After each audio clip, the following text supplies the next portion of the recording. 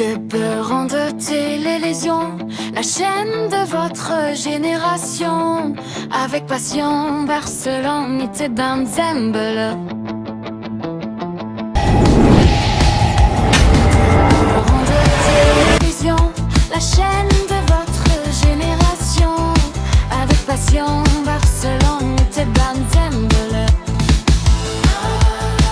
En direct de Table Ronde Télévision, téléspectateurs, nous vous croyons nombreux devant vos écrans en train de nous suivre.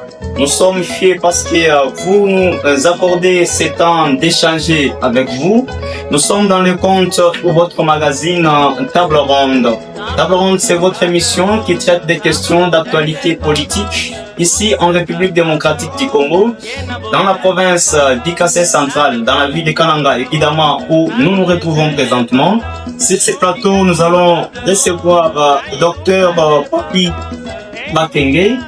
Avec lui, nous allons évidemment évoquer les actions parlementaires menées par les députés nationaux élus de la ville de Kananga, John Gabriel Chikai, depuis le début de cette législature. Docteur Denis Bakenge, nous avec vous sur ce plateau de Table Ronde. Bonjour et bienvenue. Bonjour Marcela, bonjour téléspectateurs, bonjour à l'équipe de pays. C'est un plaisir pour moi d'être ici pour la première fois sur ce plateau. Je suis là, je vais parler de John Gabriel Chikai comme il a dit. Et le plaisir est partagé pour cette invitation que tu m'as offerte et cette occasion que tu m'as offerte. Merci beaucoup. La santé quand même, ça va? Oui, ça c'est l'espoir. Même quand tu me regardes, tu peux facilement voir que je vais bien, je m'apporte bien. Et tout aussi l'air de la ville de Kananga. Ça ne vous échappe pas, ça ne vous pose pas. Non, c'est la ville qui m'a vu là. Oui. C'est la ville qui m'a vu décrocher mon diplôme d'État ici avant de s'envoler pour Kinshasa, où j'ai pu faire mes études de médecine. Et c'est là où je travaille aussi. Et chaque fois que je suis ici, j'ai été toujours merveilleux de retrouver cette terre natale de mes ancêtres. Voilà. Je m'appelle Patient Marcelin Mouteban Zembele. Abonnez-vous très massivement. Voilà, téléspectateurs, comme j'étais en train de vous le dire, nous avons le docteur Papi René. Voilà. Docteur, en tout cas, vous êtes proche, collaborateur du député national John Gabriel Chikai, le gouverneur honoraire de la province d'Ikassé centrale. Il a mené plusieurs actions au Parlement congolais comme député national. Alors, depuis le début de cette législature jusqu'à ce jour, qu'est-ce que vous appliquez dans ces actions parlementaires? Merci beaucoup, merci pour la question. Je suis très content, comme je venais de le dire. Mais avant ça, je voulais quand même placer un petit mot formel. Parce que avant bien de voir ça, même sur les réseaux sociaux, je vois certaines personnes s'attaquent à ma personne. Comment, docteur, prochain, tout le temps, chargé d'émission, ouais, assistant, et ceci, c'est là, mais il travaille quand, il ne travaille pas, ce sont des choses qui se racontent, et puis, c'est une occasion quand même pour que je le dise. J'ai travaillé dans un grand programme, dans un très grand programme, au programme national, de lutte contre le VIH. SIDA, FNL, au niveau national. Au niveau national, c'est à la direction générale. Je travaille dans la division de la prévention et traitement et transmission des mères, de la transmission du VIH de la mère à l'enfant. PTM, prévention. Comment prévenir la transmission du VIH de la mère chez l'enfant. Et chaque fois que je viens ici, même en accompagnant des députés nationaux de Gabriel Chikai, j'ai toujours l'autorisation de ma hiérarchie. Donc je dis, et les gens doivent arrêter de se jouer les autres. Quand tu ne connais pas la personne, il ne faut pas vouloir se jouer d'elle. Ceux qui m'ont côtoyé, ceux qui me connaissent, c'est ça. Je suis l'un des meilleurs de ma génération, même quand je vis. Voilà, c'était un petit éclaircissement que je voulais faire pour ceux qui pense que un médecin ne peut pas faire la politique. C'est fou, là. Député Mobikaï, qui est gynécologue, Léon, c'est un professeur qui m'a donné cours. évidemment, Il est médecin. était maintenant. Il est député national. Il est à sa 3e législature. C'est-à-dire, un médecin ne peut pas être interdit de faire la politique. L'actuel rapporteur de l'Assemblée provinciale du Kassai, c'est un médecin. Évidemment. J'ai travaillé avec lui quand j'étais ici. La femme du gouverneur honoraire, c'est un médecin. Parlant du gouverneur Honoraire, c'est un médecin. C'est-à-dire, un médecin, c'est un atout. Il ne lui est pas interdit de travailler avec un politique ou de faire la politique. Pour répondre à ta question, l'honorable John Kabila, c'est quelqu'un de nature qui parle pas beaucoup. Parce que l'action parlementaire ne se manifeste pas le fait seulement que quelqu'un passe des bancs, parle, passe des bruits, non. Chacun a sa manière de faire les choses. Les députés sont ensemble dans leur caucus. Même quand il y a des actions à entreprendre, vous voyez qu'ils forment un groupe. Ils partent voir tel ministère, tel ministre, tel DG, pour que certaines choses, certains projets chez nous puissent être boostés et que ces projets marchent avec de l'avant. C'est dans ce sens-là que l'honorable travaille en silence. Action, il y en a beaucoup. Il y en a beaucoup, on en a beaucoup à citer. Il a initié une loi demandant à ce que les services militaires soient imposés dans tout, soient instaurés, pas imposés, dans nos écoles. Ok, quand quelqu'un termine ses études, au lieu d'aller faire peut-être l'université, quelqu'un qui n'a pas, puisse aller faire l'école de formation militaire. C'est une loi initiée par l'honorable John Kabila Chikai. Il y a eu des soupçons d'être vrai ou faux, c'est que beaucoup disent qu'il a emprunté cela auprès des députés, il a copié, juste échangé la signature et autres. Ça, ce sont des écrits, ce sont des personnes qui veulent chercher la politique. Oui. L'Assemblée nationale a une organisation au pair, Évidemment. une loi qui est déjà déposée par un député ne peut pas être encore déposée par un autre. Parce que quand on dépose une loi, une proposition de loi, on l'envoie d'abord au bureau d'études. Quand le bureau d'études va voir la pertinence de cette loi, à ce moment-là, elle peut la faire passer au vote pour qu'elle soit adoptée. Vous pouvez me dire, quand vous regardez même la date, et ceux qui ont parlé que non, c'était une résolution de loi déjà déposée, il n'y a pas match, il n'y a pas la comparaison. C'est sa proposition de loi qu'il a initiée, qui a été déjà déposée en bonne et due forme. Alors, il a été, donc je crois que c'est sa première fois qu'il est un député national avant d'être gouverneur. Alors, pourquoi a-t-il pensé, je ne sais pas s'il pouvait être dans sa peau, commencer le gouvernorat pour rejoindre le fonctionnement au niveau national, parce que ici, il gérait au quotidien les affaires de la province. Mais il a été élu sur la ligne. D'ailleurs, c'est le seul qui, en fonction, a été élu député national sur cette ligne. Aucun de ses prédécesseurs a été élu en fonction député national sur la ligne des 40. Ça lui avait coupé ses mythes. Il a été élu massivement meilleur élu d'ailleurs. Nous sommes allés aux élections des gouverneurs, comme vous le savez, le 29 avril 2024. Il n'est pas passé, il n'a pas rempli. C'est comme ça qu'il est entré à l'Assemblée nationale. C'est ce que beaucoup de gens ignorent, ou beaucoup de gens ne savent pas. Le gouverneur honoraire, John Kabila, a pas fait un mandat. Il n'a fait que 18 mois à la tête de cette province. Mais les gens parlent comme s'il avait fait tout un mandat de 5 ans. Non.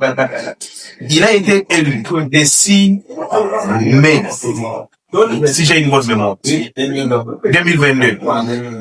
L'ordonnance a été signée le 10 juin 2022. L'ordonnance d'investiture par le président de la République.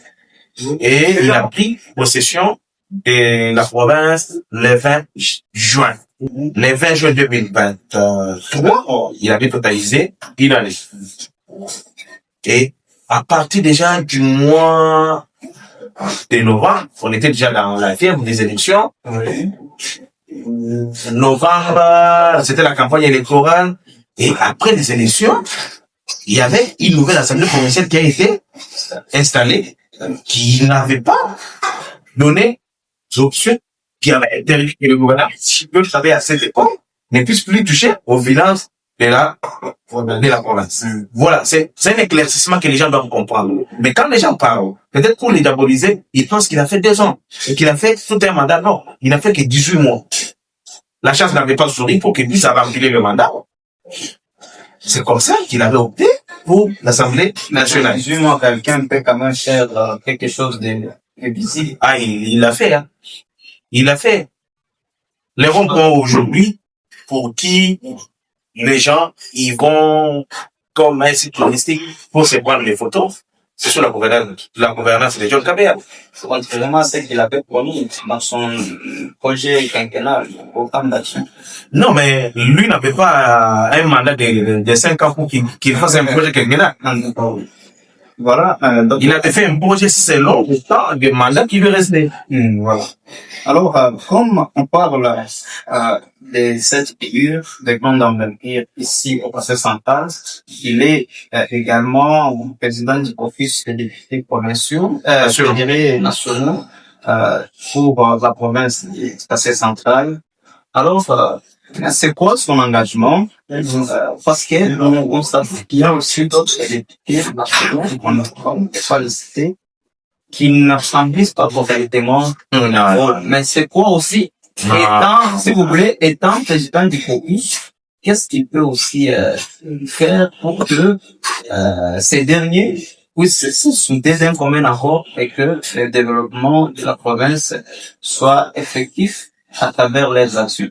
Je l'ai dit ici, et si vous comparez cette législature, elle est différente de celle de 2018. Ici, il y a une unité nationale. Ils ont formé ces caucus. Ils traitent des questions vitales de la province du Conseil central, où il faut toquer, où il faut demander, où il faut forcer pour que les choses marchent. Évitons de juger quand même nos élus sur certaines de leurs actions. Est-ce que c'est nous qui devons juger ce qu'ils font ou c'est eux-mêmes qui doivent se juger? C'est pas de quoi on peut reprocher que tel fait pas ou tel fait, ou tel est inactif. Chacun a eu un mandat, chacun sait ce qu'il sait faire et ce qu'il attend. Les députés sont ensemble et ils font ce qu'il y est possible de faire pour que cette province gagne des projets qui vont aider la province à décoller. Aujourd'hui, la route Kanakala, les caucus s'étaient réunis. Aujourd'hui, on parle de la voirie humaine. Aujourd'hui, on parle de la route Kanaka, Chikapa, même si c'est une route qui est construite par l'Union européenne, mais nos élus aussi se donnent pour voir comment les travaux s'effectuent. Ici, souvent, moi, je ne vais pas parler des autres, mais je parle des élus avec qui j'ai travaillé. Roi Dion, depuis qu'il a été député national, chaque vacances parlementaire, il est avec sa base. Pas plus tard qu'hier, il a remis plus de 100 machines pour permettre à nos jeunes filles d'étudier pour éviter les mariages précoces. Ça s'est jamais fait, hein. Kabea, il a fait sur cette ville. Il a donné 50 machines au lycée Kouenamuntu, en couture. Il a donné 30 machines au lycée Bassanguiné. Il a donné 30 machines au lycée professionnel d'Issuminina. Il a donné 20 machines à l'Institut Dilanga, lycée Dilanga, qui est une option dans l'enceinte de l'Institut littéraire de Kirekeni. Il les fait avec ses moyens. Nous ne sommes pas pendant la période de campagne électorale. Il les fait parce qu'il aime cette population, il aime cette ville du Canada, il aime la province du Cameroun central. En dehors des machines, il a inauguré quelques forages. 2 à Chikaji et un forage à Katoko. Ça se complète à celui qui a été déjà inauguré à Kamaï et un autre est en train d'être implanté à Tchitseleka, au marché Tchitseleka. Tout ça, c'est pour chercher à améliorer les conditions de vie des populations. Parce que l'eau, c'est la vie.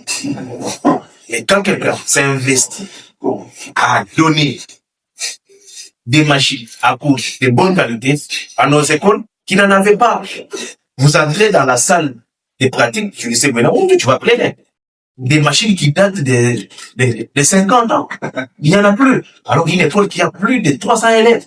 Est-ce que réellement un député est élu pour ça? Oui, le député est là pour légiférer, pour contrôler le site. Oui. Et il ne lui est pas interdit. La Constitution n'interdit pas à un député de faire un don. Dans quel article?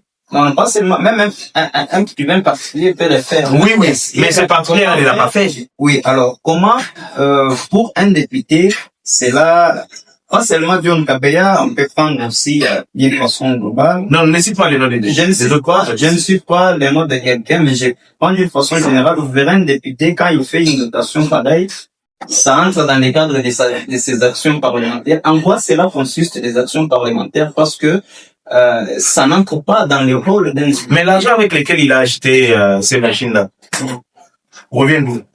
Revient de ses monuments lui payés à l'Assemblée nationale.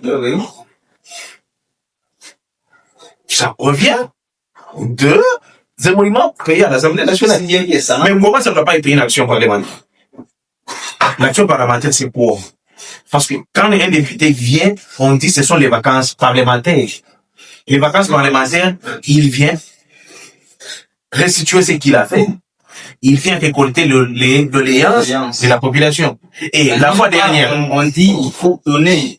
Mais les doléances, oui, lors des vacances passées, les écoles disent que nous n'avons pas de machines, nous n'avons pas d'ordinateurs, nous n'avons pas de tel ou tel autre matériel. Et que les prochaines vacances, les députés nationaux viennent remettre ce qui a été. Pourquoi ce n'est pas... Parce que la remise, lui, quand il fait il récolte les désidérata, il les soumet aux ayants droit. Les ayants droit, c'est le gouvernement et non le parlement. Oui, mais il peut épauler. Il n'est pas interdit. Oui. Tu peux me moquer un article qui interdit à un député de faire un don. Parce qu'en remettant les dons, vous ne verrez pas écrit que don de l'honorable John Kabeya comme si nous sommes pendant la campagne électorale. Non. C'est juste un don en répondant aux besoins qui lui a été déjà posés par les différentes structures, par les différentes écoles. Ce n'est pas quelqu'un qui se réveille aussi des grands matins comme ça, il va acheter des machines. Non. Il a été contacté. Les doléances lui ont été soumises. C'est comme ça qu'il a répondu à ces doléances-là. C'est l'un des désidératas de la population. Parce que pour les élèves qui ont perçu, c'est pas la bonne volonté, c'est un acte de générosité. Les élèves qui vont se servir de ces machines, certains d'entre eux seront aussi des députés demain ou après-demain. C'est l'avenir de demain. Nous ne serons plus là, elles ne seront plus là. Peut-être nous serons déjà avancés en âge, mais elles vont nous remplacer, mais ils doivent avoir une bonne éducation. C'est un acte à applaudir, c'est un acte à apprécier. L'honorable John, c'est pas moi. C'est l'un des rares qui, lorsqu'il vient ici, il reçoit les différentes couches pour discuter avec eux, pour accueillir, recevoir leurs doléances. Qu'est-ce qui est